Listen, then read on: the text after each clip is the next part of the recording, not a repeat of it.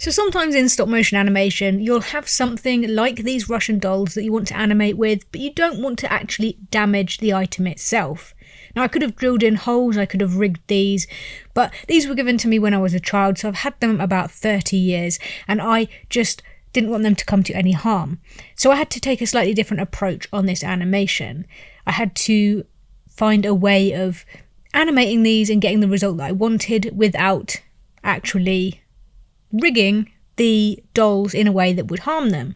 So I started off, the beginning of the animation was quite straightforward. I was playing with the scale of the dolls, switching them out under my finger from the smallest one all the way up to the biggest one and back down again.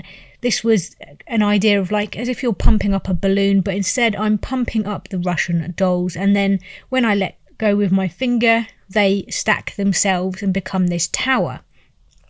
So you can see that I also photographed each doll being held up on a cork because I thought I might have to do some digital enhancements. This meant that I could actually cut them out quite easily, and I also did a sequence for each doll of it swaying from side to side because obviously I wanted them to all be in a tower and I wanted to animate that potentially in the computer. So what I did was I brought all of my images into After Effects, and the first sequence you can see is just pure stop motion animation.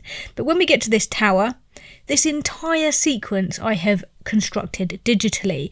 So each different doll is on a separate layer, and I then keyframed frame by frame all of the movements. So I actually decided to animate the rotation and the position of each doll so that they looked as if they were moving together, because I felt like this gave the cleanest, best result. And I also was trying to animate digitally to look stop motion, so I was leaving small imperfections in there. I also made sure that each different doll layer, you can see here how I cut around them, had a shadow beneath the base, so it looked as if they were actually stacked on each other, and that looked a bit more realistic.